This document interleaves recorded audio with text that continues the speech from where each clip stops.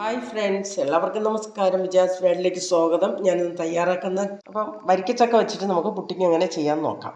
എടുത്തിട്ടുണ്ട്. നമുക്ക് ഇതിനെ ഒന്ന് വൃത്തിയാക്കി കട്ട് ചെയ്തെടുക്കാം.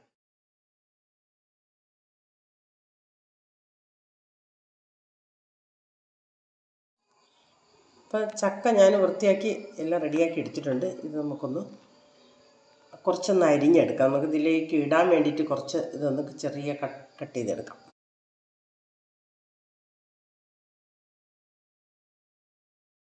അപ്പോൾ നമ്മുടെ ചക്ക ഞാൻ ഇറുത്ത് വൃത്തിയാക്കി വെച്ചിട്ടുണ്ട്. ഇത് നമുക്കൊരു ജാറിലോട്ട് ആവശ്യത്തിന് ഇട്ട് കൊടുക്കാം. അല്ലെങ്കിൽ ഒരു 1/2 ഗ്ലാസ് വെള്ളം ഒഴിച്ചൊന്ന് അടിച്ചെടുക്കാം. 50 ഗ്രാം കോൺഫ്ലവറാണ് ഞാൻ ഇട്ട് കൊടുക്കുന്നത്. ഇതിലേക്ക് 1 ഗ്ലാസ് പാൽ ഞാൻ ഇട്ടിട്ടുണ്ട്, അത് ഒഴിച്ചു കൊടുക്കാം. 4 ടേബിൾ സ്പൂൺ പഞ്ചസാര ഇട്ടു. ഇതൊന്ന് നന്നായിട്ട് അടിച്ചെടുത്തിട്ട് വരാം. തയ്യാറാക്കുന്ന പാത്രത്തിലോട്ട് ഒഴിച്ചു കൊടുക്കാം. പാലും കൂടെ നമുക്ക് ഇതിലോട്ട് ഒഴിച്ചു കൊടുക്കാം. ഒരല്പം വെള്ളം കൂടെ നമുക്ക് ആവശ്യമുണ്ട്, ഒഴിച്ചു കൊടുക്കാം. സ്റ്റവ് കത്തിച്ചിട്ടുണ്ട്, അതിലേക്ക് നമുക്കിത് വെച്ച് കൊടുക്കാം.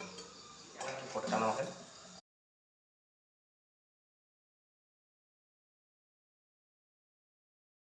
അപ്പോൾ ഇത് നന്നായിട്ട് കൈവിടാതെ ഒന്ന് ഇളക്കി കൊടുക്കണം, അല്ലെങ്കിൽ അടി പിടിച്ച് പോകും.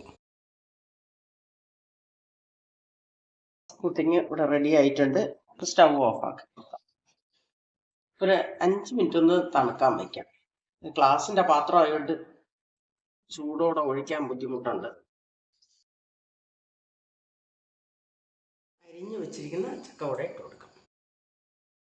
ബാക്കിയും കൂടെ നമുക്ക് ഇതിൻ്റെ പുറത്തോടെ ഒഴിച്ചു കൊടുക്കാം. ചക്ക കൂടെ ഇട്ട് കൊടുക്കാം. ഫ്രീസറിലോട്ടൊന്ന് 2 മിനിറ്റ് വെച്ചാൽ മതി. നല്ല ടേസ്റ്റുള്ളൊരു പുഡിങ്ങാണ്. എല്ലാവരും തയ്യാറാക്കി നോക്കണം. അപ്പം നമ്മുടെ ഇന്നത്തെ ചക്ക പുഡിങ് ഇവിടെ റെഡി ആയിട്ടുണ്ട്. നല്ല വരിക്കച്ചക്ക പഴുത്തത് കൊണ്ടാണ് ഞാനിത് തയ്യാറാക്കിയിരിക്കുന്നത്. അപ്പോൾ എല്ലാവർക്കും ഈ വീഡിയോ ഇഷ്ടപ്പെട്ടെങ്കിൽ ലൈക്ക് ചെയ്യുക, ഷെയർ ചെയ്യുക, സപ്പോർട്ട് ചെയ്യുക. നന്ദി, നമസ്കാരം.